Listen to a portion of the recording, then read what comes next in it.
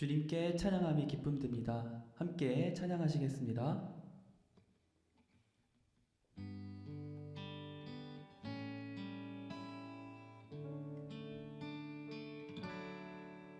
나는 아무것도 아닙니다. 주님의 사랑이 없으면 나는 아무것도 모릅니다. 주님의 지혜가 없으면 나는 아무것도 못합니다. 나는 아무것도 못합니다. 주님의 능력이 없으면 나는 한순간도 못 삽니다. 주님의 생명이 없으면 이제 내가 사는 거 아니요. 그리스도 내 안에 사시니 오직 그의 생명이 나의 생명, 나의 모든 날들도 주의 것. 나는 오직 한 분 바랍니다. 나의 아버지, 나 구원, 나의 주. 이제 내가 사는 것 아니요. 그리스도 내 안에 계시니 오직 그의 생명이 나의 생명, 나의 모든 날들도 주의 것. 나는 오직 한 분 바랍니다. 나의 아버지, 나의 구원, 나의 주.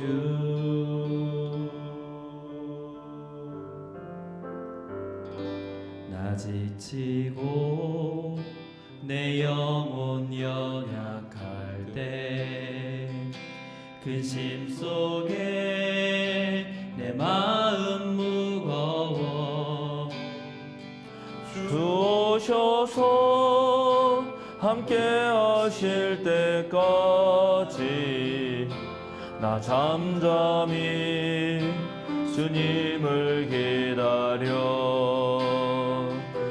날 세우사 저 산에 우뚝 서리 날 세우사 풍랑 가운데도 함께 하심 나 강하게 하네. 날 세우사 모든 것 할 수 있네. 열망 없는 그런 삶은 없으리.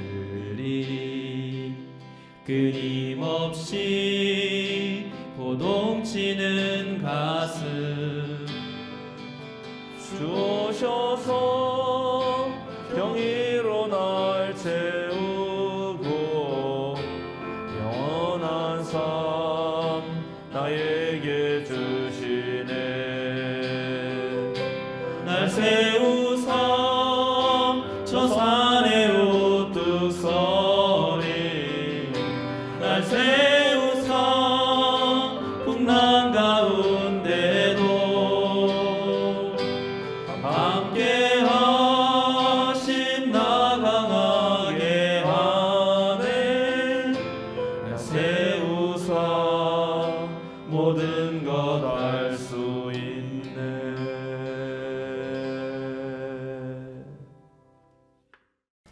여러분 한 주 동안도 강건하셨습니까?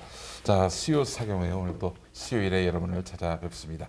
자, 오늘도 함께해 주시는 분들 한 분 한 분 소개하겠습니다. 자, 백민님 어서 오십시오. 네, 안녕하세요. 네, 그래요. 그리고 유기농 수도사님 어서 오십시오. 네, 반갑습니다. 감사합니다. 네. 유기농은 뭐예요? 유기농이라고 하는 게 그냥 뭐 저기 농약 안 쓰는 거면 다 유기농입니까? 뭐 대충 그렇게 생각하시면 되죠.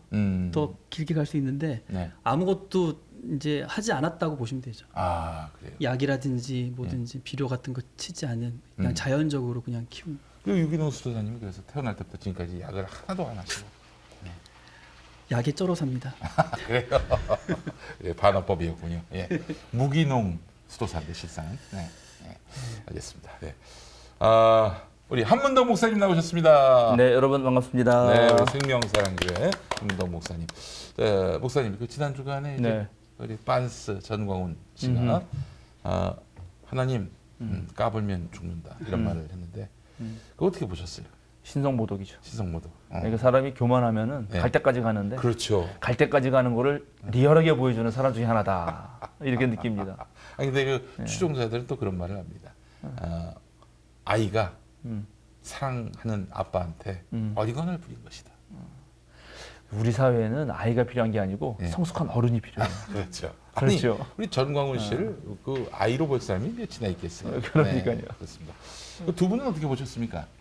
제정신이 아닌 거죠. 제정신이 아니다. 예, 그래요.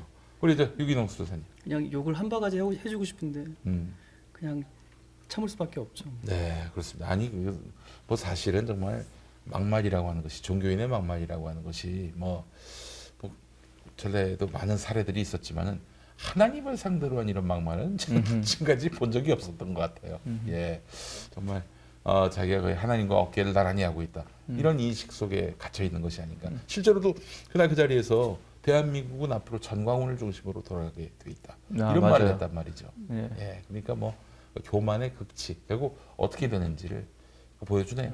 성경에도 이런 비슷한 인물들이 많이 있었던 것 같습니다. 사실은 사람들이 아주 평범한 사람이라 하더라도 네. 어떤 권력의 자리에 올라가면 자신도 모르게 자기가 그러는지도 모르면서 그렇게 합니다. 네, 저는 대체적으로 하나님이 이제 그 왕권을 계속 허락하지 않으셨잖아요. 네네. 예, 그 물론 이제 다윗 사울부터 시작해서 다윗, 솔로몬 이렇게 이어지는 왕권이 생기긴 하지만 그걸 맨 처음에 세울 때 그 유명한 비유가 있어요. 예. 어떤 왕을 세워달라 그랬더니 무슨 나무를 찾아다니면서 예. 포도나무한테도 가고 무슨 무화과 나무한테도 가고 감람나무한테도 가서 부탁을 했는데 전부 안 들어주고 가시나무가 네. 그래 그럼 내가 너의 왕이 되어주겠다 하는 그래서 오히려 그 가시가 이제 다른 백성들을 찌르는 이야기가 있거든요. 야. 네, 성경에 네. 그런 이야기로부터 시작해서 그게 종교적 권력이든 정치적 권력이든 또는 사회적 지위든 아니면 무슨 지식적인 어떤 그런 교만함이든 간에 자신이 어떤 높은 자리에 있고 사람들이 와 해주면은 그냥 교만해져가지고 네, 근데 정광훈 목사가 지금 그런 상황으로 계속 가는 것 같아요. 근데 우리가 그 창세기 선악과 이야기에서도 얘기했지만 그렇게 하나님처럼 되려는 그것이 바로 고통을 양산한다. 아. 예, 아주 앞으로 좀 제가 보기엔 좋지 않습니다. 그 안 됩니다. 그렇게 하면. 그래서 사실 평화나무가 이 전광훈 씨를 사랑하는 마음으로 강제 수사가 필요하다. 감옥에 들어가서 자기를 성찰할 수 있어야 되는데 지금 밖에서 자꾸 그 추종자들이 뭐 거의 하나님의 대리자인 양 넘어서서 하나님인 양 이렇게 막 추앙하고 있으니 이 사람이 지금 완전히 정신적으로 병이 들었어요. 그래서 전광훈 씨를 위해서 그 개인의 영혼을 위해서라도 반드시 구속 수사가 이루어져야지 않겠나. 목사님 그분 왜 그러시는 거예요? 그건 저도 모르죠. 그건 정광훈 씨한테 물어봐야 될 것 같은데. 아, 네. 이해가 안 돼요. 제가 저기 알려드릴까요? 이거 좀 삐 처리 좀 부탁드리겠습니다. 그 전광훈 씨 전화번호가 아주 쉬워요. 직접 한번 전화해 보시기 바랍니다. 전화번호가 뭐냐면 010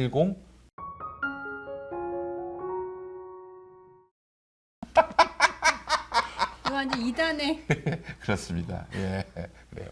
그런 분이십니다. 예, 알겠습니다. 자, 오늘도 우리 하나님의 말씀을 또 함께하면서 또 이 성경에 담겨진 깊은 의미와 해석 한번 만나보도록 하겠습니다. 사실 목사님 이단이라고 하는 것이 이런 거 아닙니까? 이단이 되기 딱 좋은 그런 구실이 내가 하나님께 직통 계시를 받았다. 맞습니다. 이런 건데요. 근데 우리의 그 어떤 보편적인 신앙 고백에 따르면은 이미 하나님의 메시지는 성경에 충분히 담겨 있다. 그러니까 신약 시대 그 전 단계에서의 그 직통 계시는 인정하지만은 그 이후는 이 말씀이 하나님의 메시지를 대신한다.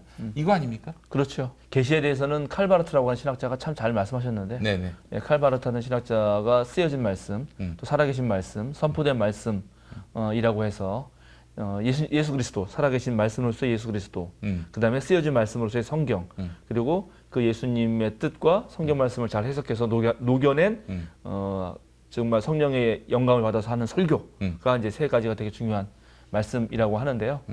역시 뭐 우리는 지금 살아생전의 역사적 예수를 만나기는 어렵기 때문에 네네. 쓰여진 말씀으로서 성서가 그리스도인의 가장 중요한 그 기준이 됩니다. 근데 그런 성서를 제대로 이제 읽는 법을 배우지 못하니까 그런 정가운이라든가 또 다른 뭐 다른 이단 그런 사람들이 하는 잘못된 것에 자꾸만 넘어가는 거죠. 입신을 해가지고 하나님 만났더니 하나님이 황교안 보고 더 세게 투쟁하라고 말씀하셨다. 이렇게 얘기하는 거는 정말 그러면 이제 또 다른 사람이 나타나서 나도 입신에서 하나님 만났는데 네. 이번에 하나님이 다 반대로 말해봐요. 예를 들어서 황교안한테 그만 싸우라 그랬다. 이렇게 들었다 그러면 그걸 누가 판단합니까? 그 판단의 기준을 우리가 아주 가장 중요한 양심이라든가 상식이라든가 네, 또 더불어서 성경 말씀을 가지고 해야 되는데 그런 그 앞에서 선도하는 사람도 문제지만 거기에 이제 맹목적으로 그냥 무조건 아멘 아멘 하는 거 네. 그러니까 사유를 하지 않으려고 하는 그 게으름 예. 지난번에 그런 말하지만 무사유도 가장 문제고요. 어떠한 감정적 흥분이라든가 그런 것을 마지막에 믿음의 열성으로 착각한다든지 그 다음에 자신이 경험하던 체험이 예. 전부라고 생각하는 그런 오류들이 네. 다 합쳐져 가지고 예. 뭐 그런 지금 우리 한국의 사회에 어떤 현상을 만들어내고 있는 것입니다. 예. 목사님 그런데 이제 직통 계시는 안 된다고 했지만은 우리가 기도하다 보면 또 응답을 그렇죠. 받을 네. 때가 있지 않습니까? 그런 네. 거는 그러면 부정되어야 하는 겁니까? 아니요, 그렇다고 생각하지 않습니다. 그러나 제가 지난번에 말씀드렸지만은 하나님의 뜻이 어디 있느냐고 할 때 네. 성서와 네. 그 다음에 그 성서를 해석하는 사람과 그 사람들이 처한 상황, 배경, 전통을 전부 고려해야죠. 네. 그 직통 계시가 왔다 그래서 그런 상황 고려 없이 네. 어떤 것을 한다는 것은 문제고 그 직통 계시가 왔다 하더라도 그것을 내가 이해하는 방식 또는 전달하는 방식은 여전히 성서와 그 다음에 전통과 그런 상황의 어떠한 테두리 안에서 이루어지는 것입니다. 그걸 넘어서서 할 수는 없어요. 그래서 이런 분들 있잖아요. 주여 오늘 말씀을 주시옵소서 하면서 그래 이게 오늘 주님이 나한테 주신 말씀이야. 이런 경우도 있고 그 송구영신 예배 때 딱 말씀 찍어가지고 뽑기. 말씀 네. 뽑기 네. 이런 거 네. 경계해야 됩니다. 네, 경계해야 되죠. 예. 그것을 이제 물론 한 말씀을 깊이 한 해 동안 파겠다 이런 건 좋은데 네. 마치 그것이 주술처럼 요걸 끼고 다니면 그래서 오래 옛날에 우리 뭐 성경도 네. 이렇게 해가지고 네.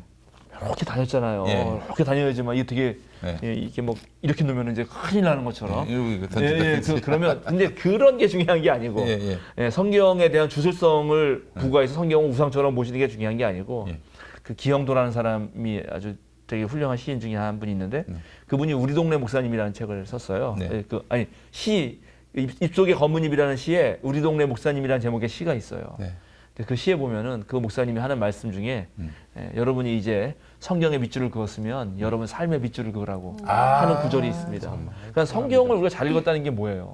성경을 모시라는 얘기가 아니잖아요. 예. 성경을 잘 읽고 그것이 삶에서 드러날 때 어떤 하나님의 살아계신 말씀으로 드러날 때 진짜 성경을 잘 읽은 것이지 그게 하나 뽑아가지고 끼고 다닌다고 그게 뭐 나를 지켜준다 예.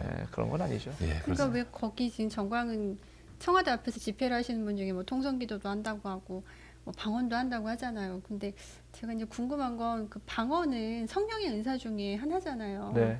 그럼 거기도 성령님이 함께 정말로 계셔서 그분들이 그렇게 방언을 은혜롭게 하시는 건지 그게 참 궁금하더라고요.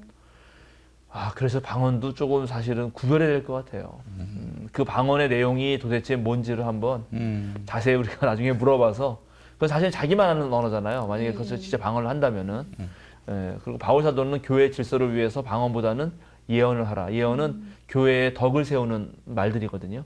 그걸 하라고 강조하셨지. 그 방언이 교회의 덕을 해칠 때는 그건 너 혼자 있을 때 하라.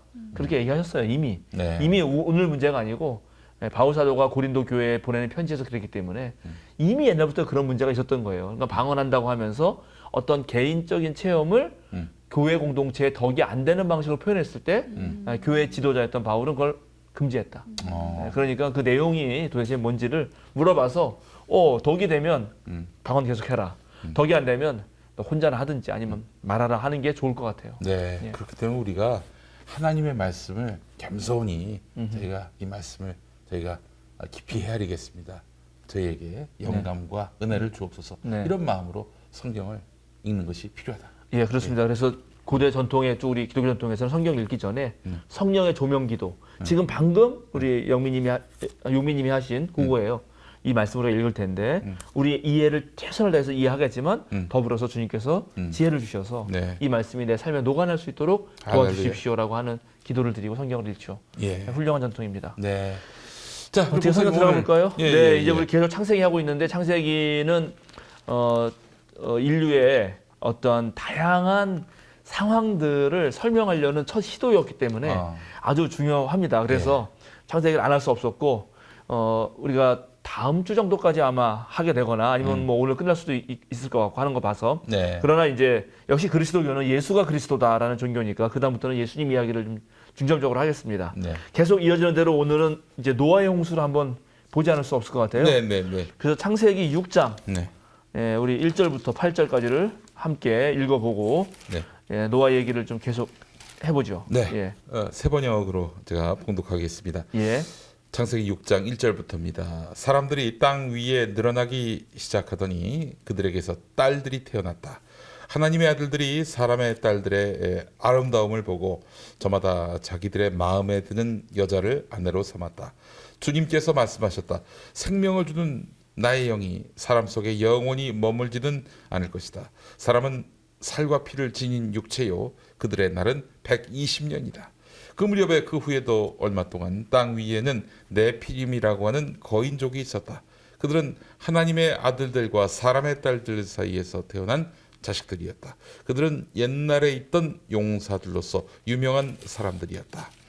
주님께서는 사람의 죄악이 세상에 가득 차고 마음에 생각하는 모든 계획이 언제나 악한 것 뿐임을 보시고서 땅 위에 사람 지으셨음을 후회하시며 마음 아파하셨다. 주님께서 탄식하셨다. 내가 창조한 것이지만 사람을 이 땅 위에서 쓸어버리겠다. 사람뿐 아니라 짐승과 땅 위를 기어다니는 것과 공중의 새까지 그렇게 하겠다. 그것들을 만든 것이 후회되는구나. 그러나 노아만은 주님의 은혜를 입었다. 아멘. 아멘. 네. 사실은 이 노아의 홍수 이야기는 6장만 나오는 것이 아니고 이제 그게 6장부터 또- 계속 10장까지 이어서 나오기 때문에 이걸 네. 다 읽어야 되는데 네. 다 읽으면 시간 다 지나가겠죠. 그렇습니다. 그러나 그래서 이제 뭐 앞에 부분만 좀 읽고 우리 얘기는 전체를 다 가지고 하는 것으로 노아의 홍수 이야기도 역시 읽다 보면은 좀 이렇게 의문이 드는 것들이 있어요. 예, 좀 그런 것들도 먼저 얘기해 보시죠. 그래서 우리는 질문과 대화로 풀어나가는 방식으로 해야지 이거를 6장부터 9장까지 다 하려면 이것만 가지고도 한 10강 해야 돼. 또.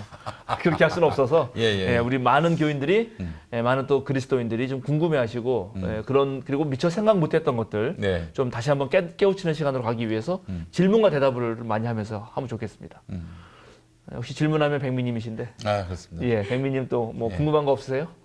노아의 홍수 이렇게 말씀을 보면은 여기 6장 12절에 보면 어허, 하나님이 땅을 보시니 썩어 있었다. 어허. 그리고 썩어 있었다. 예, 그리고 세상이 무법천지. 무법천지 그 예. 13절 이어지면은 그렇죠. 뭐 11절에 보면은 안 읽었지만은 네.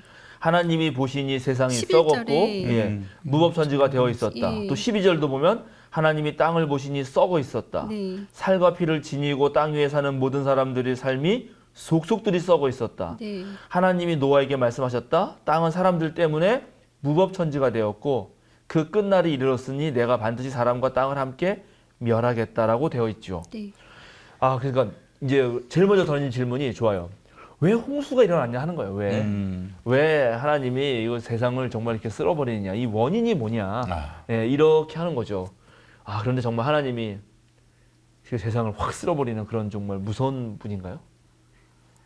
그러니까 그게 좀 제일 많이 걸려요. 맞아요. 저도 제 둘째 아이한테 성경 읽을 때 제가 이 부분 또 읽어줬더니만 애가 놀래가지고 하나님 너무나 무섭다는 거예요. 어떻게 이렇게 그냥 싹 다 죽이시는가.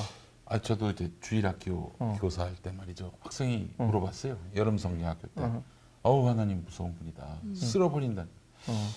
그나마도 하나님이 환경미화를 하는 차원에서 이렇게 저기 빗자루로 쓰신다는 그런 의미가 아니겠는가. 이렇게 거짓말로. 아 이거 거짓말이 아니라 그게 진짜예요. 아 진짜입니까? 이야 이게 대단한데 우리가 이런 재미가 있어요. 대화를 그래요? 하다 보면은 자 우리가 생각을 해보자고요. 그러니까 우리 이제 우리 창세기 1장부터 우리 계속 읽어왔는데 네. 이것은 이야기예요. 이야기. 네, 이야기를 이제 무슨 전문적으로 이제 신학에서는 신화라고 합니다. 근데 신화라고 하면은 일반 교인들이 여기에 대한 너무 부정적 이미지가 강해요. 그거는 다 거짓말이고 헛된 이야기고 무슨 허탄한 잘못된 이야기고 그런 이야기가 아니고 제가 여러 번 설명드리지만 고대인들은 자신들이 이 세상이 움직이는 방식 또는 내 삶의 의미, 궁극적인 의미, 어떻게 살아야 되나 그리고 우리가 궁금한 게 너무 많잖아요. 이런 것들은 도대체 어디서부터 왔나 이런 모든 궁금한 것들을 이야기 형태로 특별히 신을 동원해서 신이 등장하시는 이야기 형태로 설명해 내려고 했단 말이죠. 그래서 이 신화는 결국 그 시대 사람들의 삶의 가치관이고 삶의 의미예요. 그러면 이 창세기 이야기도 전체 그렇게 쓰여 있는 거예요. 그럼 홍수는 어떤 삶의 역사성을 두고 그런 이야기를 만들어냈는가 하는 것은 당연히 고대 인류 문명 4대 문명이죠. 메소포타미아 문명. 거기는 티그리스 유프라테스 강 근처입니다. 또 황하. 황하 문명 중국에. 그거는 바로 황하 그 물 하자 쓴 그 그 강이죠. 예, 하. 물론 양자강도 밑에 있는데 예, 황하. 또 이집트 문명이 있어요. 이집트 문명. 그거는 바로 나일강 유역에. 그다음에 마지막 인도 문명이 인더스 문명이 있습니다. 그건 당연히 그 인도의 그 강이죠. 그죠? 강 이름 갑자기 생각. 겐지스 강인가? 겐지스 맞죠? 예. 겐지스 강.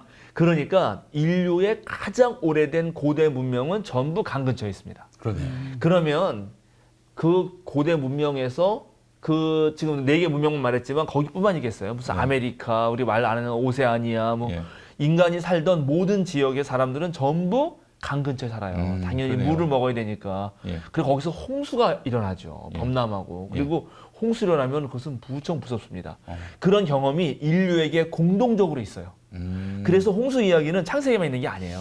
그뿐만 아니라 성경 밖에서도 그러니까. 당시의 그 이런 여러 그 작은 종교들 그 종교에서도 이런 비슷한 신화들이 있는 걸로 알고 있습니다. 그렇죠. 그래서 홍수 이야기는 모든 문헌에 다 나와요. 그러니까 이것은 인류의 공통적인 경험이었다는 게 첫 번째 중요합니다. 그러니까 인류가 물로 확 쓸어버리는 그런 경험을 하고 그것을 하나의 재료로 삼아서 어떻게 이야기를 만들어 가느냐가 중요한 거예요. 그랬을 때 창세기는 이걸 어떻게 가져오는가. 그 경험을.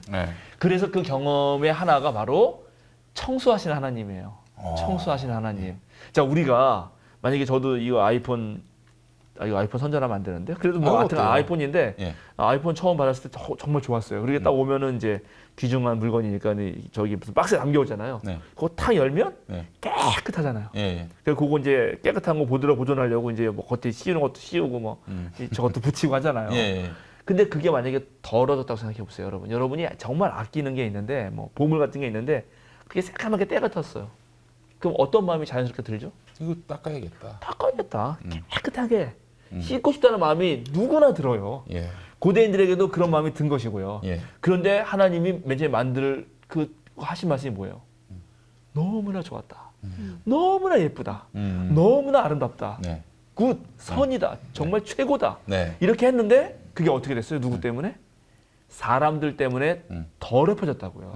그 최초가 이제 카인이 바로 아벨 죽였고 아벨의 피가 땅을 흘렀고 물론 그 전에 아담과 하와가 잘못해가지고 땅에서 엉겅퀴가 나고 그래서 원래 하나님 창조하신 세상이 원래는 너무 아름답고 깨끗했는데 이것이 사람들의 죄악 덕분에 완전히 썩었다. 그럼 더러워졌다. 그렇게 생각을 하고 바로 홍수를 경험한 사람들이 아마 이것은 그 더러워진 것을 깨끗하게 씻으시는 하나님의 뜻일 거다라고 생각을 한 거죠. 그렇게 해서 홍수 이야기가 시작됐다라고 보는 것이 좋습니다. 그러니까 하나님이 진짜 다 죽여버리려고. 자, 죽여버린다는 마음은 어디서 나오는 거예요? 사랑하는 마음에서 나오는 거예요? 아니면 미워하는 마음에서 나오는 거예요? 미워하는 마음에서 나오죠. 만약에 정말 멸하려고 다 죽여버려야겠다라고 생각하고 하면은 그건 하나님이 화가 난 거고 분노한 거고 미워하는 마음에서 나왔을 것입니다. 그런데 놀랍게 홍수 이야기에는 단 한 번도 하나님이 화가 났다는 얘기가 없어요. 진노라는 표현이 없어요.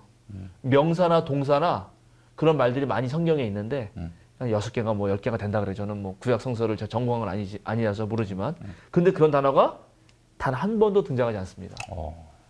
후회한다라는 그렇죠. 말씀이 있으시더라고요. 오히려 후회한다라는 말로 번역했는데 후회하고 마음 아파해요. 내가 만든 이 아름다운 것이 어떻게 이렇게 더러워졌나 하고 너무 마음이 아파 네. 하셔요. 그 우리가 읽은 데 나오지 않았나요? 바로? 읽은 데? 자, 6절에 나왔죠. 네. 우리 한번 5절, 6절 5절, 6절 다시 한번 우리 용민님 읽어 주시겠습니까? 네, 알겠습니다. 창세기 6장 5절, 6절, 7절. 예, 그게 아까 우리 백미님 저기 질문한 11절, 12절, 13절하고 통하는 다 말인데. 네. 예, 다시 한번. 주님께서는 사람의 죄악이 세상에 가득 차고 마음에 생각하는 모든 계획이 언제나 악한 것뿐임을 보시고서 땅 위에 사람 지으셨음을 후회하시며 마음 아파하셨다. 주님께서는 탄식하셨다. 내가 창조한 것이지만 사람을 이 땅 위에서 쓸어버리겠다. 사람뿐 아니라 짐승과 땅 위를 기어다니는 것과 공중의 새까지 그렇게 하겠다. 그것들을 만든 것이 후회되는구나. 네. 여기 후회되는구나. 후회하시며 마음 아파하셨다. 그러니까 하나님이 한 행동은 우리가 볼 때는 무척 화가 나가지고 심판하는 것처럼 오해할 수 있지만 원래 하나님의 그 마음은 사실은 지금 한 번도 변하지 않습니다. 창세기 처음부터 계속해서 인간을 사랑하는 마음으로 가득해요. 그런데 내가 만든 것이 너무 더러워졌기 때문에 이거를 씻어야겠구나라고 마음을 바꾸신 거예요. 그래서 이 후회했다는 말의 그 원어는 마음을 바꾸다라는 뜻이에요. 네, 마음을 바꾸다. 근데 그 마음이 원래 사랑했다는 마음을 바꾸다는 게 아니고 사랑하는 마음은 있는데 그것을 실행했는데 실행해 보니까 이게 잘 돌아갔으면 좋은데 그 실행한 마음 중에 하나가 이제 자유의지를 주신 건데 네. 그 자유의지를 가지고 인간이 하나님처럼 되려고 하면서 세상을 망쳐놨으니까 네네. 이걸 다시 되돌려야 될 거 아니에요. 그러니까 깨끗하게 씻어야겠다라고 한 것이다. 그래서 홍수의 원인, 홍수를 일으키신 원인은 하나님은 인간 때문에 더러워진 세상을 다시 깨끗하게 하고 싶으셨다라고 이해하는 것이 좋겠다는 것입니다. 이제 그러면 또 그 다음 질문이 생기겠죠? 네. 그러면은 궁금한 게 하나님의 선의 기준이 어디까지인 건가요? 그러니까 어떤 건가요? 어떤 모습을 맞아요. 보셨길래 맞아요. 이렇게 무법천지라고 말씀을 하셨는지. 맞아요. 그 질문이 들어요. 그러니까 이렇게까지 하나님이 쓸어버리고 싶었다는 거는 여기 죄악이 가득 찼다 그런 말도 있죠. 네. 그게 아까 맞아요. 그 6장 13절 읽은 것에 땅은 사람들 때문에 무법천지가 되었고 예, 그 끝날이 이르렀다. 뭐 이런 말이 있어요. 네. 그래서 이 무법천지가 됐다는 거는 이제 사람의 죄악이 갈 때까지 가가지고 끝까지 이르렀다라는 것을 표현하고 싶었던 말인데 그럼 어떤 죄냐? 어떤 죄 때문에? 뭐 어떤 목사님은 사람들이 교회를 안 나가서 그렇다. 뭐 이렇게 하나님한테 예배를 제대로 안 드려서 그렇다. 헌금을 제대로 안 냈다. 헌금을 안 내서 그렇다. 네. 뭐 이렇게 말할지도 모르겠는데 그렇지가 않아요. 그래서 우리가 한 번 더 같이 읽어야 될 게 뭐냐면 카인의 그 죄 이후에 어떤 일이 하나 더 생겼냐면 네. 우리가 족보 때문에 그냥 쑥 넘어가긴 했는데 한번 또 우리가 아주 보겠습니다. 어디를 보냐면 창세기 4장 네. 19절부터 24절. 네. 이거 무척 중요한 구절인데 요건 짚고 넘어가야 됩니다. 네. 읽어주시죠. 에녹은 이랏을 낳고 이랏은 무후야엘을 낳고 무후야엘은 무드사엘을 낳고 무드사엘은 라멕을 낳았다. 라멕은 두 아내와 함께 살았다. 한 아내의 이름은 야다이고 또 한 아내의 이름은 실라다. 야다는 야발을 낳았는데 그는 장막을 치고 살면서 집짐승을 치는 사람의 조상이 되었다. 그의 아우의 이름은 유발인데 유발은 수금을 타고 퉁소를 부는 모든 사람의 조상이 됐다. 그러면 이 사람이 아티스트죠. 조상이 된 거네요. 그럼요. 유발이. 예. 네. 또한 실라는 두발가인이라는 아이를 낳았다. 그는 굴이나 쇠를 가지고 온갖 기구를 만든 사람이다. 그러면 ICT의 아버지다. 이렇게 볼 수 있겠네요. 두발가인에게는 두발가인에게는 나아마라고 하는 누이가 있었다. 라멕이 자기 아내들에게 말하였다. 아다와 실라는 내 말을 들어라. 람에게 아내들은 내가 말할 때 귀를 기울여라. 나에게 상처를 입힌 남자를 내가 죽였다. 나를 상하게 한 젊은 남자를 내가 죽였다. 가인이 해친 벌이 7갑절이면 라멕을 해치는 벌은 77갑절이다. 네. 야, 여기 지금 라멕이 하는 말과 라멕의 자녀들이 어떤 일을 하는지 이런 말들이 있어요. 네. 근데 일단 우리 이제 라멕이 하는 말부터 봅시다.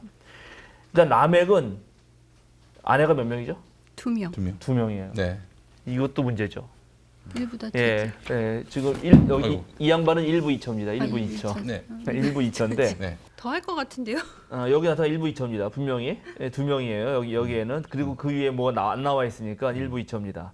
보통 이게 놀랍게 그 생물학적 성이 인류 역사에서는 거의 1대1이었대요. 아, 이 그래요? 인류학자들 연구에 의하면은 성비가요? 네, 성비가 어. 조금 이렇게 조금 차이는 있을 수 있지만 거의 1대1이지 뭐 2대1이라든지 3대1 이럴 수가 없어요. 그래서 놀랍게 이런 이제 메리지 그 결혼 제도를 보면은 모노감이라 그러는데 한 명하고 한 명하고 만나는 거죠. 얘가 1부 1처. 네. 예, 1부 1처 제도가 일반적이었다는 거예요. 그리고 이제 여러 명 만나는 거 그걸 이제 폴리감이라고 하는데 그거는 이제 1부 다처나 1처 다부가 있겠죠. 1부 다처는 어떤 일에서 벌어지냐면 보통 권력이 한 남자에게 집중될 때 벌어집니다. 그죠? 네. 여러분 다 아시잖아요. 예. 누가 그랬죠? 솔로몬이 그랬잖아요. 솔로몬. 솔로몬이 후궁이 뭐 몇 명이다 이런 말 있잖아요. 다윗도 뭐 많았죠. 심지어 남의 아내까지. 예, 맞아요. 그렇죠. 그런 얘기가 있잖아요. 그 다음에 그러면 1처 다부는 여성은 한 명인데 남편이 여러 명이에요. 이런 경우 어떻게 생길까요? 여자가 예쁜 경우, 여자가 예쁜 경우? 돈이 많은 경우, 여자가 돈이 많을 경우 예. 반대로 여자가 강력하게 그 권력을 가지고 있을 경우 근데 인류학 이 역사 보면은 안타깝게도 모권 그러니까는 여자가 권력을 가진 적은 거의 없었습니다. 모계는 가능했는데 네네. 모권 그러니까 부권 패트리아키는 많았지만 메트리아키는 거의 없었다고 보여지고요. 어쨌든 근데 여자가 한 명의 여자고 남편이 많을 경우는 어떤 경우냐면 여자가 아이를 낳기 때문에 아이를 적게 낳아야 할 경우. 그러니까 예를 들어서 삶의 환경이 너무나 열악해가지고 아이를 많이 낳으면 안 될 경우에는 1처 다부 같은 경우가 종종 있습니다. 아, 그래요? 예, 오래된 미래라는 책 아시죠? 라다 크로프터 배운다. 그 책에 보면 거기 나와요. 그 1처 다부의 현상이. 극빈자들이 네, 그렇다. 그렇죠. 왜냐하면은 환경이 그러니까 애를 많이 낳으면 먹어 살 수가 없잖아요. 네. 그리고 자주 옮겨 다녀야 되는데 애들이 많으면 데리고 갈 수가 없어요. 네. 그런 상황에서는 1처 다부도 조금 보여요. 그 이제 성관계는 가져야 되겠고 네, 욕망은 충족해야 되겠고. 네, 그러나 그렇기 애를 때문에- 많이 낳으면 안 되고. 네. 예, 그런 상황인 거죠. 그런데 여기 보면 1처 다부는 그런데 1부 다처는 역시 이건 권력 관계라는 것이죠. 그러니까 지금 라멕이 2명의 여자를 가졌다는 거는 한 명은 총각이라는 거고 네. 그런 사람은 이제 총각 기준으로 억울하게 죽어야 되는 거죠. 음. 예, 뭐 이렇게 되는 상황이에요. 첫 번째. 그러니까 이놈은 권력자라는 거고요. 그리고 그 다음에 내 말을 들어라. 라멕의 아내들은 내가 말할 때 귀를 기울여라 하면서 노래를 부르는데 이거 시예요, 시. 노래예요. 노래 가사고 시입니다. 그런데 어떻게 노래를 부르냐면 나에게 상처를 입힌 남자는 내가 죽였다. 그죠? 나를 상하게 한 젊은 남자를 내가 죽였다. 이게 자랑하는 노래인데 죽인 걸 자랑해. 그리고 죽인 것도 자기를 뭐 죽이려고 한 게 아니에요. 상처만 입혔는데 죽였다는 거예요. 그리고 이걸 자랑한단 말이죠. 그러니까 이 기사는 지금 살인이 극대화된 것에 대한 것을 표현하고 있습니다. 그럼 언제 살인이 극대화됐냐면 바로 이 라멕의 아내에게서 나온 아이들이 하는 일을 보면은 자 야발 그 첫째 아내가 아다인데 아다에서 야발이 나왔는데 야발은 장막을 치고 살면서 집짐승을 쳐요. 그러니까 이거는 장막을 치고 살면서 집짐승을 기른다. 이건 가축화됐다는 거고. 그리고 이제 유목도 그냥 유목이 있고 농경에 기반한 유목이 있는데 그러니까는 풀을 많이 키워서 거기서 이제 그러니까 농경을 기반하고 가축을 키우는 거. 그러니까 벌써 이거는 대농장 같은 거죠. 예, 그런 것이 된 거고. 그다음에 그의 아우는 유발인데 유발은 바로 음악을 만들었습니다. 고대 음악은 제도예요, 제도. 제도. 그러니까 예, 음악이 단순히 오늘날 즐기는 것만이 아니에요. 네. 음악을 가지고 모든 국가 행사도 하는 거고. 그러니까 사회적 어떠한 틀을 만들 때 그 틀을 진행할 때 그냥 하면 너무 빡빡하고 힘들기 때문에 음악으로 제도를 하는 거죠. 음악은 필수 요소. 그 음악은 필수 요소입니다. 그리고 그것뿐만 아니죠. 모든 도야형 할 때 다 음악으로 하는 거예요. 음악은 절대음이 있기 때문에 예를 들어서 동양의 예를 들자면 피리를 부르는데 피리를 딱 만들어요. 피리를 만들고 대나무 구멍도 만들 거 아니에요. 그리고 어떤 절대음을 딱 불어요. 절대음이 딱 나오죠. 절대음감이 있으니까 그 절대음 만들고 그 안에 구멍에다가 피리 구멍을 막고 좁쌀을 넣어. 좁쌀을 넣으면 좁쌀이 하나가 딱 될 거 아닙니까? 가득 차는 거. 그걸로 이제 최소 단위를 설정하는 거예요. 거기서 뭐 그것이 뭐 거기서 10배가 뭐 한 되고 또 10배가 뭐 한 말이고 한 홉. 한 홉이구나. 그 피리에 넣는 게 한 홉. 그런 식으로 도량형을 쓴단 말이죠. 그러니까는 여기서 음악이라고 하는 거는 고대의 제국적인 문명이 이제 완성됐다는 거죠. 예, 가축도 하고 그리고 거기에 지금 그 다음에 아들은 철기의 문명 아니에요. 두발가인. 그때 가인 말했죠.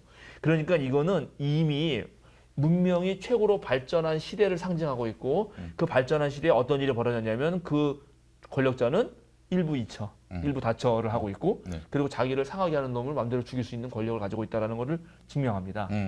근데 이렇게 하고 나서 우리가 아까 뭘 읽었냐면 6장을 읽었잖아요. 자, 예. 왜냐면 그 사이는 전부 다 족보거든, 족보. 네. 족보 얘기는 다음에 또 하고. 족보는 이제 간단히 말하면 족보는 아주 긴 시간이 흘렀는데 그 역사를 다 말할 수 없으니까 그거를 중간중간 족보로 메꾸는 거예요. 그러면 그거 한 몇천 년 흐른 거죠. 예. 흐르는 그 동안 그럼 인류가 악행이 줄어들었나 악행이 늘어났나? 더 늘어난 거예요. 더 늘어나서 어떻게 했어요? 하나님의 아들들이 사람의 딸들의 아름다움을 보고 6장 2절 저마다 자기들의 마음에 드는 여자를 아내로 삼았다. 이거 어떻게 생각하세요? 저마다 자기들의 마음에 드는 여자를 아내로 삼았다.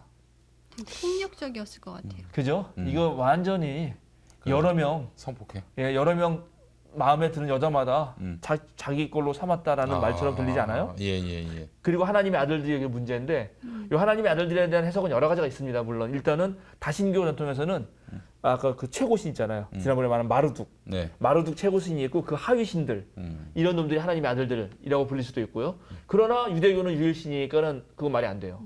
그러면 유일신에서는 천사로 이해했어요. 천사와 인간 사이의 성적 교배는 그건 죄악이다. 그래서 이 홍수를 일으켰다. 이런 설도 있어요. 근데 이제 그렇게 보는 설도 있지만 사실은 하나님의 아들들이라고 고대에 불린 사람들은 전부 어떤 사람들인가? 그거는 사회적인 지배자들이죠. 우리는 천자다 말이에요. 천자. 동양 언어로 하면 천자. 너희들은 평범한 백성, 인민들이고 나는 천자 하늘에서 온 아들이다. 하늘에서. 그렇죠. 그리고 고대의 모든 신화가 영웅들은 전부 다 하늘에서 왔지 않습니까? 우리도 무슨 기말지 그때 얘기했고 단군도 그렇고 그러니까 여기에서 하나님의 아들들이라고 하는 거는 제국의 세력이라고 볼 수 있고 이 제국의 세력 가진 사람들이 저마다 자기의 마음에 드는 여자를 아내로 삼습니다. 근데 잘 보세요. 성경 이야기에서 자 성경에서 예쁜 여자가 나와요. 누구냐? 아브라함 아내 사라. 사라가 용모가 아름다웠다고 했죠. 네. 그래서 맨 처음에 아브라함이 가나안 땅에 정착했을 때 기근이 들어서 이집트로 피신한다고요. 그때 바로의 대생들이 사라의 아름다움을 보고 반해가지고 사라 어떻게 했죠? 데려갔잖아요. 그 여자의 아름다움을 보고 자기의 마음에 들었다고 데려간단 말이죠. 또 누가 그랬어요? 사라는 2번이라 그래요. 2번이나 사실은. 창세기 2번이나 나와요. 그리고 그 다음에 그 아들인 이삭의 아내 리브가도 그래. 리브가도 그런 일이 생겨가지고 다른 사람들이 내 아내의 아름다움을 뺏어갈까봐 누이라고 하라고. 그런 얘기가 성경에 나오잖아요. 또 아름다움을 보고 죄악을 저질렀던 인물 딱 떠오르죠. 다윗. 바세바. 자기 아내가 분명히 있어요. 그런데도 불구하고 한 여인의 아름다움을 보고 정말 자기 것으로 취하잖아요. 그러니까 이 말들은 전부 그러한 역사적인 어떠한 배경을 두고 하는 말이라는 것입니다. 그런 거 보면 애들한테 성경 가르치기가 되게 민망해요. 민망하죠. 이건 성인들을 대상으로 쓴 거라서 이런 부분들은 아가서 같은 경우는 노골적이지. 너무 은혜가 안 돼가지고. 아니 아가서는 왜 은혜가 안 돼? 성인들에게 노골적이고 너무 사랑 노래라서 좋죠. 근데 애들한테 읽히기는 19금이지 19금. 19금이고요. 자 그러나 이런 거를 봐서 그러면 하나님이 결국 이 세상을 쓸어버리고 싶다라고 하는 생각이 드는 폭력은 죄는 뭐겠냐? 폭력이었다는 거야. 폭력. 너무 강한 권력으로 자신의 욕망을 맘대로 휘두르는 인간들이 너무나 많아진 거예요. 그게 바로 창세기 3장부터 계속되는 거죠. 하나님 같이 되고 싶었던 인간들 아닙니까? 그래서 무법천지였다는 말을 이제 이해하시죠. 뭐 하나님께 기도 안 했다, 예배 안 들었다가 아니고 너무 세상이 포악함으로 옛날 번역에 강포함으로 뭐 강포함이 가득하니까 그렇게 번역됐어요. 그거 좋은 번역이에요. 강력하게 저지르는 폭력이 난무했다라는 네. 것입니다. 그러니까 이제 그 약한 사람에 대한 감수성이 떨어진 것 이것이 그렇죠. 하나님 보시기에 이거는 정말 쓸어버려야 돼. 정화시켜야 할 문제다. 그렇죠. 예. 그렇죠. 아니 근데 그렇지 않습니까? 우리도 만약에 여러분 밖에 나갔는데 거기서 전 만나는 사람마다 다 깡패라고 생각해 보세요. 어떻게 살아요? 네.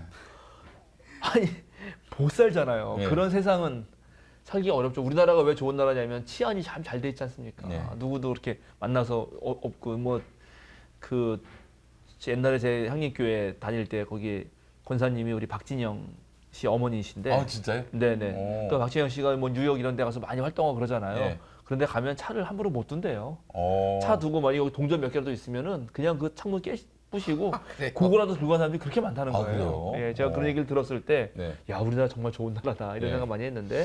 뭐 그렇습니다. 그런 치안이 확실하게 음흠. 잘 구축이 돼 있지만은 그러다 보니까 검사가 깡패가 되는 경우가 많습니다. 그건 또 문제지. 예. 그러니까 이게 누가 깡패인가? 예. 깡패가 예. 없다 보니까 검사가 깡패가 되는 세상. 아, 예. 옛날에는 경찰이 깡패였는데요. 네. 순사 뒤를 이어서 막 여순 그렇죠. 사건 때는 그러니까 예, 예. 뭐 한때도 군인이 깡패였고. 그렇습니다. 예, 그런 역사가 참 우리도 슬픈 역사가 있습니다. 네, 네. 목사님, 네. 그러면 6장 4절에 네피림이라는 예. 표현의 거인족이 있어요. 네. 그럼 이 6장 4절의 이 말씀은 어떤 의도로 지금 들어가 있는 건가요? 그게 바로 그러죠. 그러니까 그 아까 말씀하신 말은 이 네피림이라는 말이 예. 한편으로는 거인족이라고 번역하기도 하고, 또 한편으로는 여기 용사다. 예, 예. 예, 그들은 옛날에 용사다. 그러니까는 이렇게 번역하는데 바로 이게 이제 고대 근동 신화의 일반적인 것입니다. 그러니까는 하나님의 아들들, 즉 신적 존재와 결합해서 나온 사람들은 인간하고 달라서 도저히 힘으로는 상대할 수 없는 그런 전쟁의 용사였다. 그리고 그 사람들은 너무 큰 거죠. 예, 옛날에 그 다음에 또 보면 출애굽해서 가나안 땅에 들어갈 때 안악자손 얘기가 나오면서 거의 거인족이다. 저놈들은 바로 네피림의 후손이다. 이런 말이 나와요. 예. 사실은 이 네피림의 후손들은 노아의 홍수 때 다 죽었는데 그런 전승이 이제 전해져 내려와가지고 그 거인들을 보고 놀래서 아직도 저놈들 살아있다고 이제 쫄은 거예요. 그런 말로 표현된 말이에요. 그러니까 바로 이것이야말로 바로 거대 권력을 상징하는 거죠. 아, 그럼 2절과 다 예. 연결이 되는. 네, 이렇게 하면서 이런 상황이었기 때문에 하나님이 쓸어버리겠다고 하고 유일하게 하나님이 택을 받은 것이 노아인데 노아는 당대 의인이었다고 그러거든요. 그럼 의인이 또 뭔가 의인이 그럼 노아가 착하게 살았다? 율법 잘 지키고? 이때 율법도 없는데 사실은 그거는 무슨 말이냐면 노아는 바로 이런 네피림들처럼 하나님에 거역해가지고 자기 힘을 맘대로 부린 사람이 아니었다는 거예요. 그리고 노아는 시키는 대로 해요. 하나님이 시키는 대로. 노아의 가장 큰 특징은 하나님 명령하는 것을 고지고대로 따른다. 그걸 4번이나 나와요. 이 이야기에. 이제 이 홍수설화가 다른 데도 있다 그랬잖아요. 홍수 이야기가. 다른 데서도 똑같이 신이 명령해가지고 방주를 만들고 똑같이 하는 사람이 나와요. 네. 근데 그 사람은 지 맘대로 해. 지 맘대로 들어가고 지 맘대로 나와요. 근데 노아는 하나님이 들어가라 할 때만 들어가. 그리고 이미 물이 말랐는데도 안 나와. 왜냐면 하나님 나오라는 말 안 시켰거든. 그래서 대신 뭘 했죠? 새들. 까마귀를 내보냈어요. 까마귀를 내보내고 비둘기를 내보내서 그래서 그 비둘기가 물고 왔잖아요. 그 올리브 잎사귀를. 왜냐면 올리브는 이게 올리브유, 지금도 올리브유가 이게 비싼 건 되게 비싸요. 네. 용민님 거 자주 드세요, 맛있게? 올리브유. 예, 그냥 알겠습니다. 퍼먹으면 예. 몸에 좋아요. 아 그래요? 네, 그럼요. 되게 기름인데? 그 기름인데 그냥 먹는 거예요. 오. 천연 올리브유는 예. 그냥 먹는 거예요. 한 숟갈씩. 예. 예, 올리브유 찍어 먹고 야채. 좋은 거니까 많이 드시고. 알겠습니다. 예. 그래서 올리브를 뽑아온 거거든. 그게 고대의 신에게 바치는 되게 중요한 소산물이었고, 그러니까 이제 홍수가 끝나고는 좋은 세상에 나왔다는 증거를 비둘기가 알려오죠. 그래서 비둘기가 평화의 상징이 된 거예요. 그리고 유엔에 무슨 막 비둘기 있고 막 이렇게 올리브가지 있잖아, 이렇게. 예, 그건 이제 성소에서 온 거다. 근데 그렇게 하고 나서도 세상에다 마른 것도 알고 이제 그 다음에 비둘기 세 번째 비둘기 날려보냈을 때는 안 들어와. 그러니까 이미 살나는 거죠. 그런데도 노아는 안 나가요. 하나님이 나가라고 안 했거든. 하나님이 시키는 것만 해요.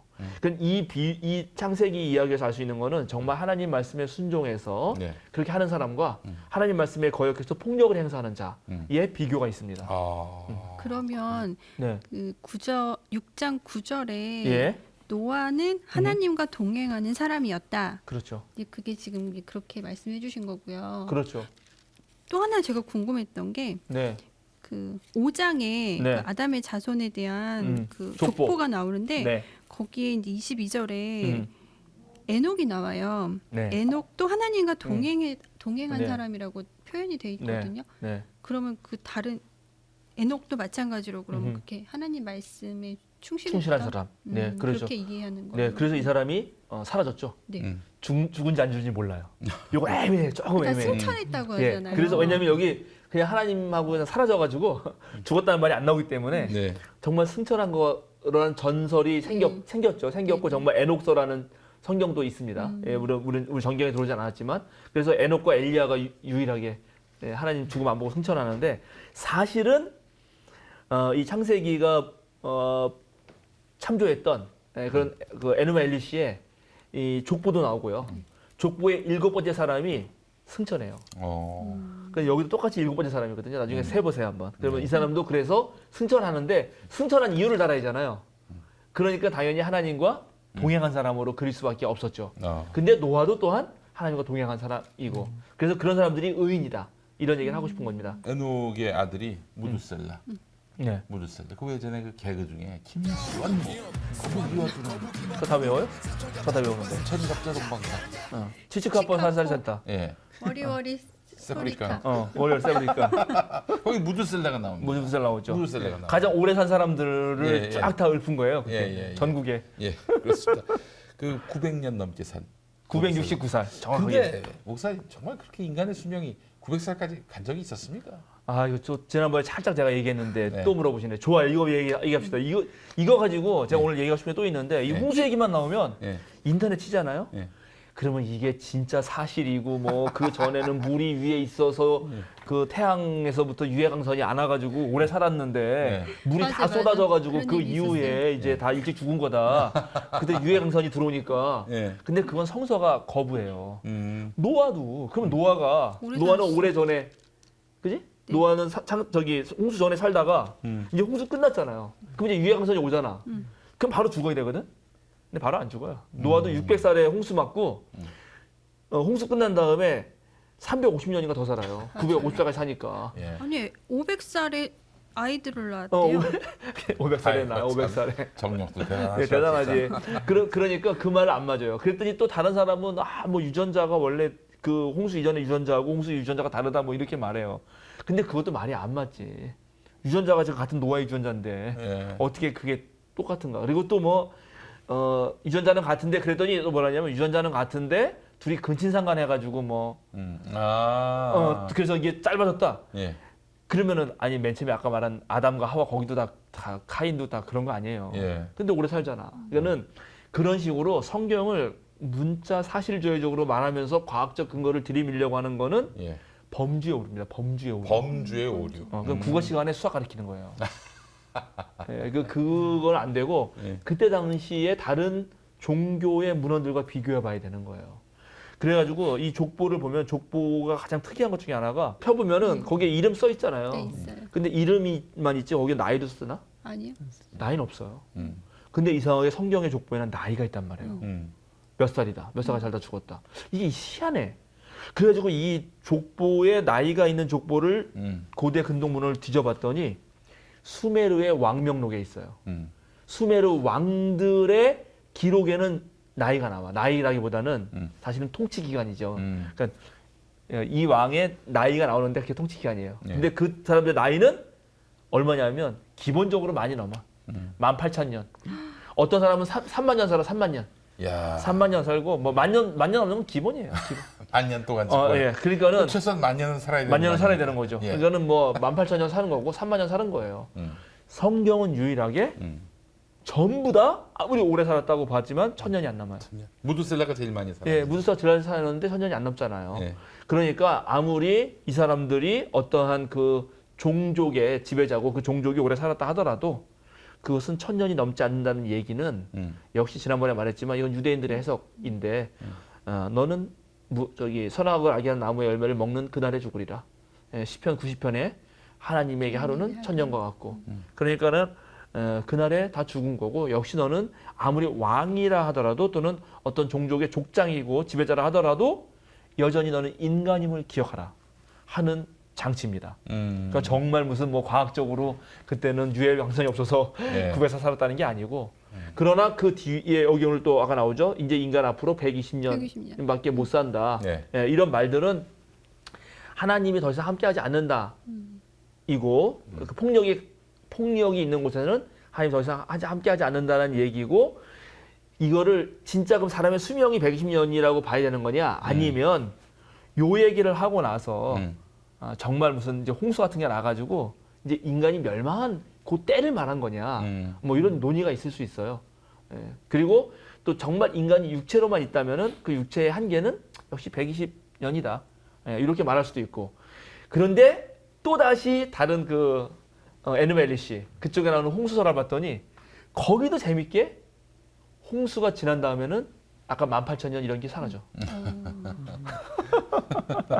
예, 그러니까 이제 그런 영향 속에서 있기도 한 거죠. 예, 그렇습니다. 고대 기록들을 있는 그대로 사실로 진리로 받아들였다가는 이게 참 그렇죠. 이상한 오류에 계속 헷갈려요. 오류가 오류를 낳고 또 오류가 또 다른 오류를 낳는 그렇죠. 그런 상황을 낳을 수 있겠네요. 예, 그래서 그 오류 낳는 것을 계속 또 파면은 네. 완전히 더 이상해지는 거예요. 네. 그럼 큰일 나요. 그러니까 오류를 빨리 인정하고 그럼 그런 식으로 읽지 않아야 된다. 네. 아니 오히려 그런 식으로 읽지 않아야 더 신학적이죠. 그렇죠. 창세기를 썼던 시대의 사람들이 다른 것을 참조해서 또는 인류의 공통 경험, 아까 말한 홍수의 공통 경험이라고 하는 걸 참조해서 썼을 때 이걸 어떻게 쓰고 있느냐의 그 의도, 신학적 메시지를 봐야지만 훨씬 더 의미가 있습니다. 네. 예, 그러니까 오늘 이 이야기는 정말 뭐 대단한 거죠. 하나님은 정말 사랑하셨는데 인간이 너무나 악을 했으므로 이거를 이제 어쩔 수 없다. 내 마음을 바꿔서 일단 한번 깨끗하게 해야겠구나 하면서도 다 쓸어버리지 않고 노아를 택하는 거죠. 그럼 또 하나 궁금한 게 네. 하나님이 천지 창조를 하셨을 때 음. 모르셨을까요? 맞아요. 이런 거 자체가 벌써 우리가 그동안 알고 있는 기독교 신학, 특히 조직 신학에서 말하는 불변하신 하나님이라든가 그 다음에 전지한 하나님, 모든 걸 알고 있는 전능한 하나님과 위배되죠. 예, 위배되니까 그런 거 같아요. 하나님은 그러니까는 마음을 바꾸기도 하고, 그죠? 마음 바꿨잖아요 지금. 마음을 바꾸셨다. 네. 후회도 하고 네. 그런 하나님이다. 근데 그런 하나님이어야 우리와 상대해주는 하나님이 되는 거 아니에요? 생각해 보세요. 내가 누구를 만나는데 이 사람이 다 할 줄 알고 전능해, 전지해. 예. 나 그 사람하고 친구하고 싶지 않아요. 아유. 사람답지 않잖아요. 예. 인간미가 없잖아. 안 만나죠. 안 만나죠. 그런 사람은 괜히 겁나. 내가 말을 하고 있는데 사실은 이게 앞으로는 말하면서 뒤로는 딴 생각하고 있는데 다 알아채. 네. 너 그러면 안 되지 이래봐. 예. 안 만나고 싶어요. 이것은 바로 하나님이 인간을 상대해 주시는 분이기 때문에 정말 하나님의 속성은 전능하고 전지하고 사랑이시고 변하지 않는다 하더라도 사람을 상대할 때는 얼마든지 마음을 바꾸신다. 때로는 후회도 하신다. 그리고 이렇게 해볼까 저렇게 해볼까 궁리도 하신다. 이게 전부 다 인간적인 모습 아니에요. 하나님의 인간성이죠. 그러니까 하나님의 인간성을 표현함으로써 여태까지 너희가 믿었던 하나님, 그 고대 근동의 다른 하나님은 너무나 무섭고 심판하고 막 인간을 다 노동자로 얘기했잖아요. 일꾼 삼으려고 만든 거거든요. 그것도 막 인간의 신 죽여서 그 피로 만들고 막 이런단 말이죠. 근데 하나님은 그런 하나님이 아니라는 거죠.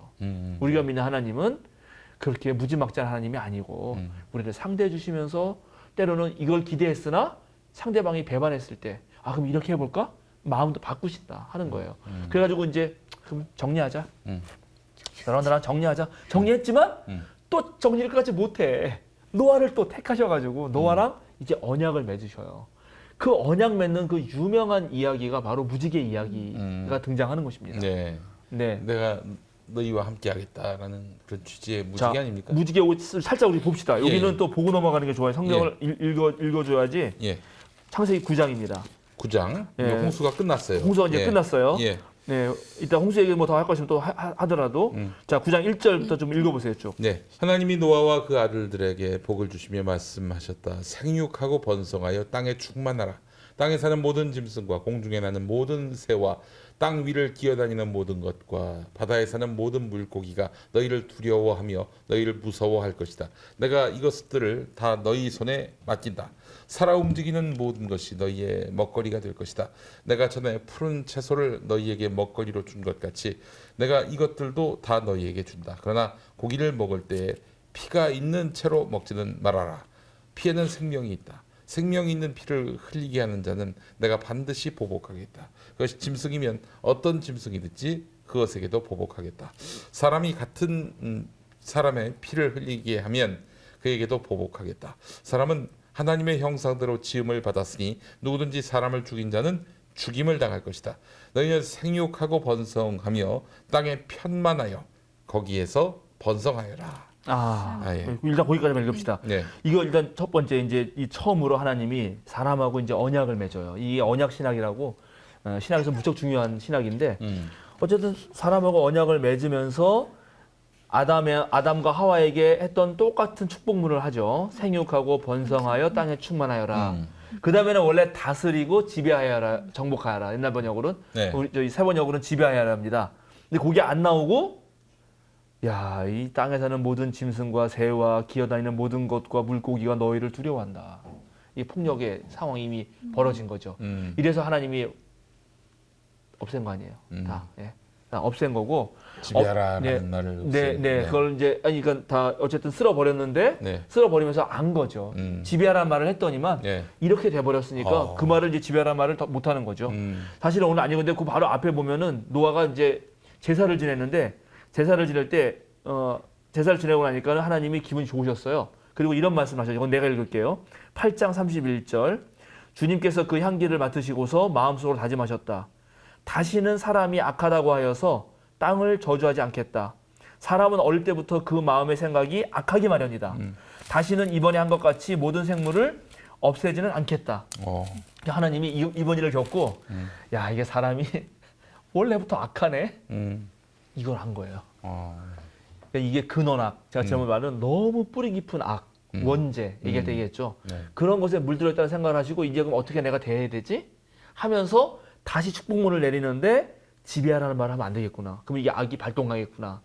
해서 너희가 다스릴 때 자칫하면 사람들이 다 무서워하니까 좀 잘 다스리는 게 좋겠다. 그래서 죽이지 말아라. 생명은 정말 건드리지 말아라고 부탁하는 장면이에요. 이해하시겠죠? 저는 예. 약간 하나님 변덕쟁이라고 생각을 했어요. 그 전에 막 그랬는데 이게 변덕쟁이라기보다는 이렇게 사랑에 맞춰서 하나님이 사랑은 일관됩니다. 그러나 상대가 안 이럴 때 내가 똑같이 하면 어떡하겠어요. 그러니까 상대가 다른 거에 따라서 하나님이 어떤 실현하는 것은 행동을 바꾸시는 거죠. 네. 그래놓고 그 다음에 이제 무지개로 다시는 세상을 심판하지 않겠다라고 하는 표시로 무지개를 주는 거죠. 왜? 왜 무지개예요? 왜 무지개일까? 과학적으로 따져봤을 때 과학적으로. 비가 온 후에 구름이 거치면서 하늘의 그 프레임에 무지개가 보여서 무지개가 영어로 뭐죠? 레인보우. 레인보우에 레인 빼면 뭐죠? 보우가 뭔지 아는 사람? 하나님이 보호하사. 우리나라 그건 만세. 한글이고. 보우 영어로 보우. 활이에요, 활. 아. 활. 이 원어 창세기에 나오는 원어는 활이에요, 활. 하나님이 활을 걸어두는 거예요. 어디에? 하늘에. 그럼 그동안은 활 안 걸어두고 어떻게 했어, 하나님이? 활을 인간에게 쐈잖아. 그러네. 그렇게 사람들이 인식한 거죠. 예, 고대 무지개는 사람들이 활이라고 생각했어요. 이게 활 모양이잖아요. 그래서 영어도 그래서 레인보우예요. 네. 비 온 다음에 활이 생겨서. 근데 마치 세상을 심판하는 거는 하나님이 활을 이렇게 잡아서 밑으로 쏘는 것 같은데 이제 무지개가 어떻게 하죠? 이렇게 하늘 쪽으로 향해 있죠. 네. 사람이 이제 하나님을 통해 쏠 수는 있어도 하나님은 못 쏴요. 그리고 그걸 하늘에 걸어두잖아요. 그러니까 난 다시는 너희를 심판하지 않겠다 하는 그 상징으로서의 무지개라고요. 또 사랑이 하나의 표시가 되는 그럼요. 거예요. 사랑의 표시이죠.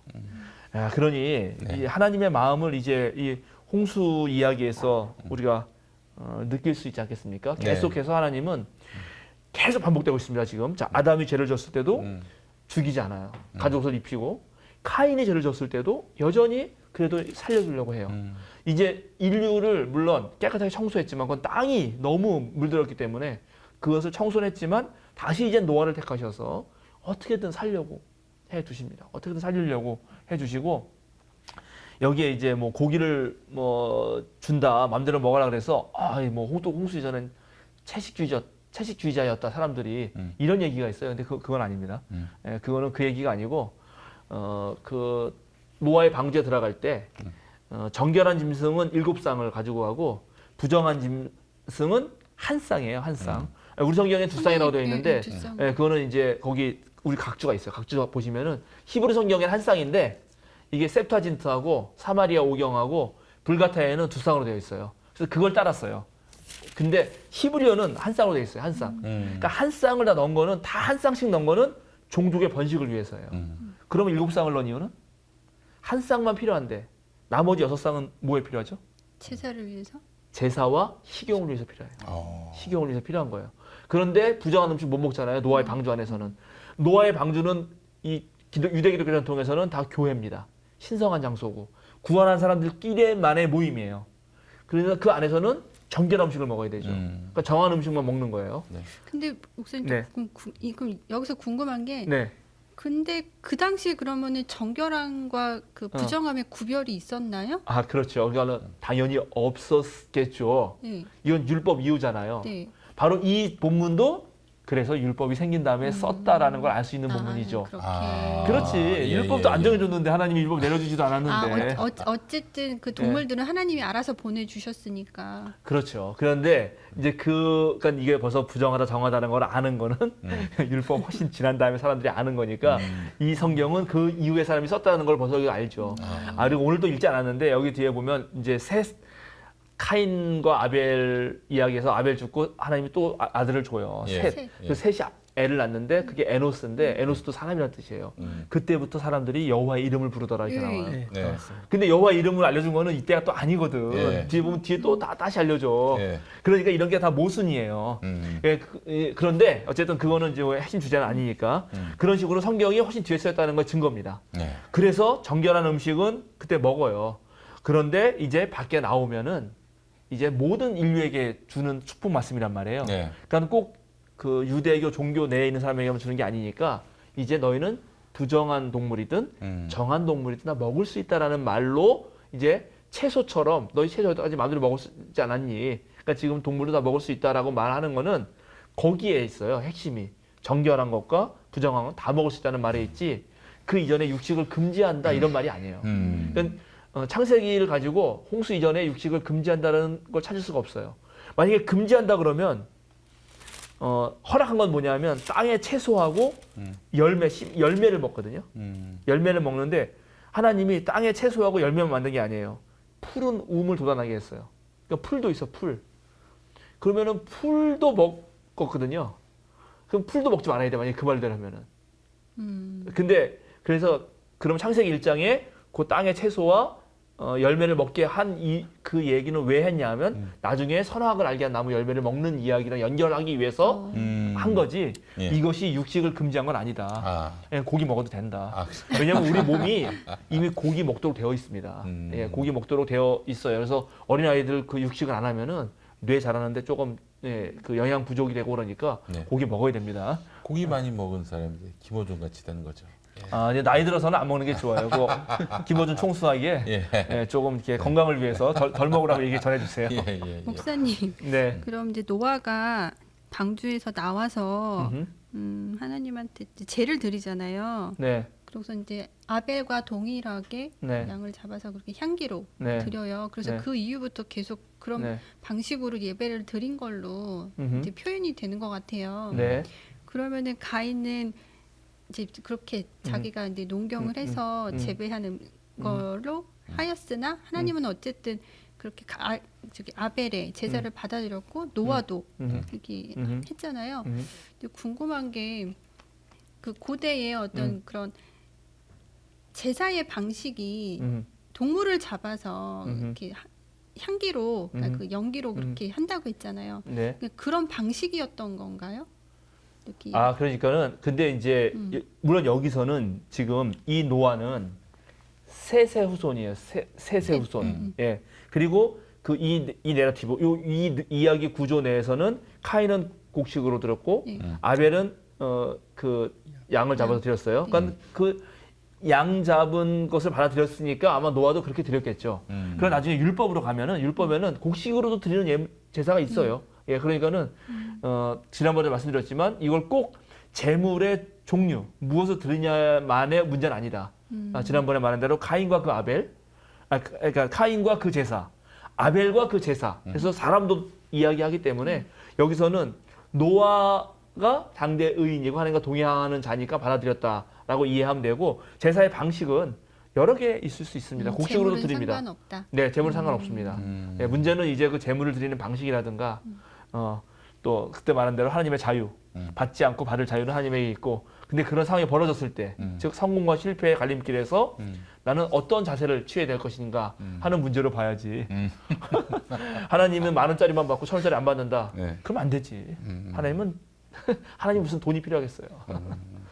알겠습니다. 아, 이게 노아의 그 이런 인생 그 서사를 쭉 보면서 후대에 이렇게 노아를 소환하게 된 배경이 무엇인지, 노아가 뭐 완전히 가공의 인물은 아니지 않겠습니까? 그럼요. 예.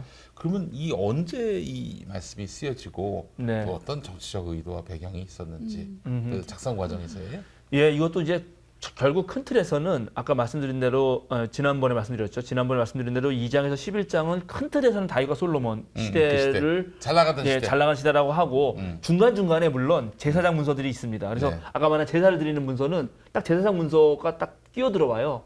그러니까 이걸 최종 편집한 사람들이 각종 자료를 놓고 생각을 하는 거죠. 네, 그런데 그러면 요 노아의 홍수 이야기의 그 연원은 역시 바벨론 포로 시대에서 그 에누메 엘리시의 영향을 받았겠죠. 예, 그러나 그런 홍수설화 이야기는 그 전부터 있었기 때문에, 그리고 이것에 대한 또 기억을 최종적으로 편집하면서 비판하고 싶었던 대상들이 있는데 그건 역시 다윗과 솔로몬의 그 왕정을 추구했던 사람들이에요. 노아의 권력을. 이야기에서 어떻게 노아의 이야기에서 어떻게 다윗 솔로몬을 왜냐하면 비판할 여지가 있을까? 왜냐하면 왜 망했냐는 문제. 예, 왜 망했냐? 왜 망했냐는 문제죠. 망인. 예, 아까 말한 여자를 탐하고 권력을 부리잖아요. 근데 예, 구약 성서 내내 네. 사실은 왕들이 그런 권력을 탐하고 예, 여자를 마음대로 취하고 그냥 권력을 행하죠. 예, 그리고 살인을 벌이는 게 다 왕들이죠.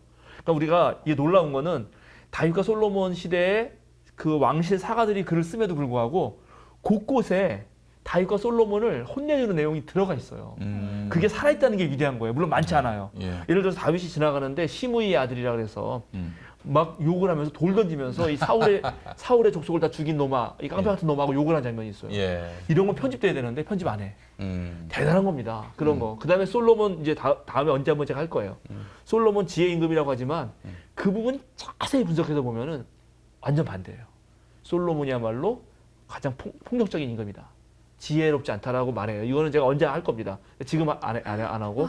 그래서 여기에 보면은 계속 그렇게 권력을 부리는 자들에 대한 엄청난 반성이 있어요. 그러니까 앞으로 포악을 행하지 말고 정말 정의를 행해서 함께 잘 사는 삶에 대한 그러한 꿈이 있습니다. 그래서 여기 인간에게 피를 흘리지 말라는 말을 계속 하는 거 아니에요. 노아에게도.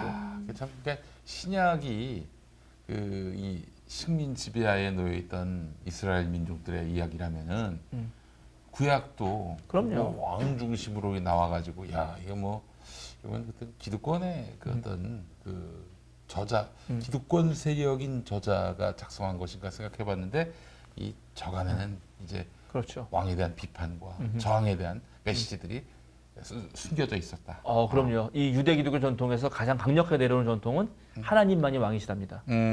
하나님만이 왕이시니까 인간은 어느 누구도 왕이 사실은 될 수가 없어요. 예, 그렇게 생각해 보면은 그 다윗 왕, 그 사울부터 이어지는 그 왕의 전통이라고 하는 거는 계속 비판의 대상이 되고 네. 예언자들에 의해서 계속 예, 질타가 되고 질타하는 대상이 되는 거죠. 그거는 충분히 이해가 됩니다.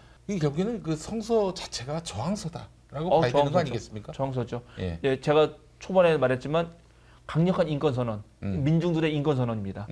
예, 가난하고 약하고 힘들게 살았던 서민들이 당당하게 말하는 거예요. 네. 예, 바벨론 거 잡혀가서도 그때 말했잖아요. 그 바벨론 신전에 딱 그 신이 서 있고 그 신이 곧 바로 그 신의 그 우상이 곧 신인데 거기에다 대고 내가 내가 하나님의 형상이다. 이렇게 말하는 거니까 야, 이거 진짜 내가 하나님이다. 이렇게 말하는 거니까 이거 뭐 엄청난 가오가 장난이 아니죠. 그럼 가오 9장, 되지. 9장 5절에 네. 시간이 많이 갔는데. 네, 이거 하나만 할게요. 그 생명에 있는 피를 흘리게 하는 자는 내가 반드시 보복하겠다. 네. 이제 그러면 이 그렇죠. 말씀이 이제 사회적인 어떤 그런 폭력과 그럼요. 악을 좌시하지 않겠다라는 하나님의 어떤 선언? 그럼요. 강력한 강조죠. 절대 안 된다는 거예요. 이제는 그 전에는 며칠 몰랐을 때는 하나님이 지배하라 다스리라도 해봤는데 그렇게 자유주의를 줬더니 사랑하는 게 아니고 오히려 죽이는 이 역사가 벌어졌고 그래서 이제 이 생명만큼은 건드리면 안 된다라는 걸 강력하게 말해야겠구나라고 하는 겁니다. 아주 중요한 얘기죠. 사실은 이 오늘 웬만하면 끝내려고 했는데 한 주 더 해야겠네요. 네, 아무래도 한 주 더 해서 다음 우리 예고를 해야겠어요. 기대하시기에. 네. 제가 이제 이거는 제가 상상력을 발휘한 것 중에 하나이기도 한데 네. 왜 노아는 이제 뒤에 보면은 제사 지내고 이제 잘 지낼 거 아니에요. 350년 더 살았으니까 살 날이 많은데 처음으로 밭을 가는 사람이 돼요. 그리고 첫 번에 심은 나무가 무슨 나무인지 아세요? 포도나무예요. 왜 포도나무일까? 이거 질문. 다음 주에 알아오기. 예. 그리고 그 다음에 그 포도나무 또 심었더니 이제 포도가 나왔잖아요. 또 포도주를 마셔. 그리고 술에 취해. 취해가지고 취해. 그냥 바지 다 벗고 막 있는 거야. 네.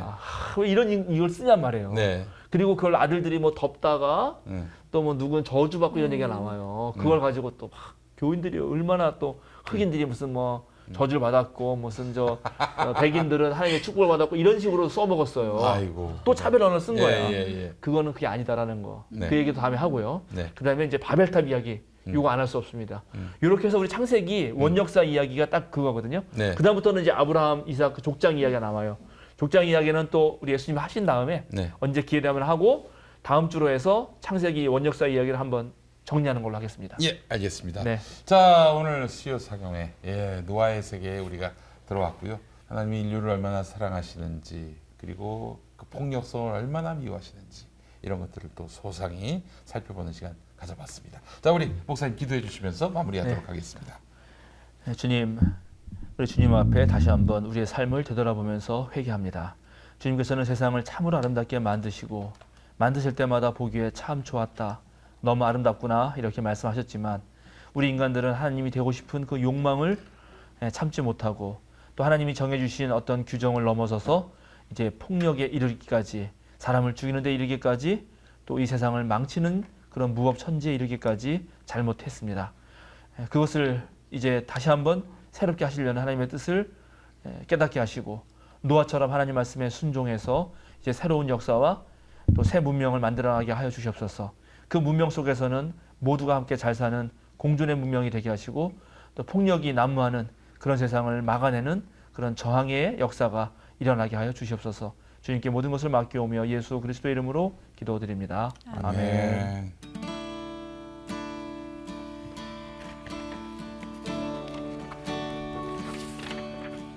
나는 아무것도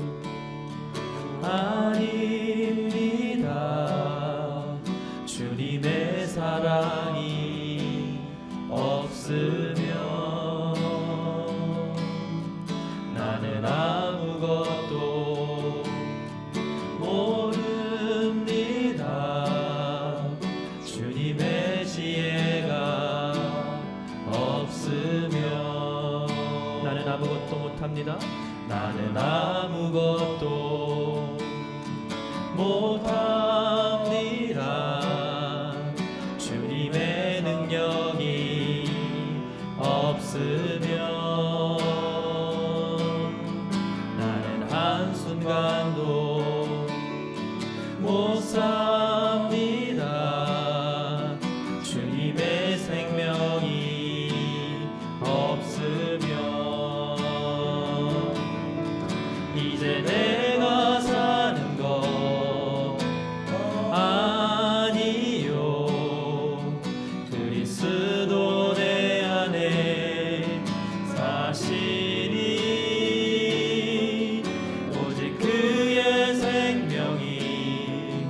나의 생명 나의 모든 날들도 주의 것 나는 오직 한 분 바랍니다 나의 아버지 나의 구원 나의 주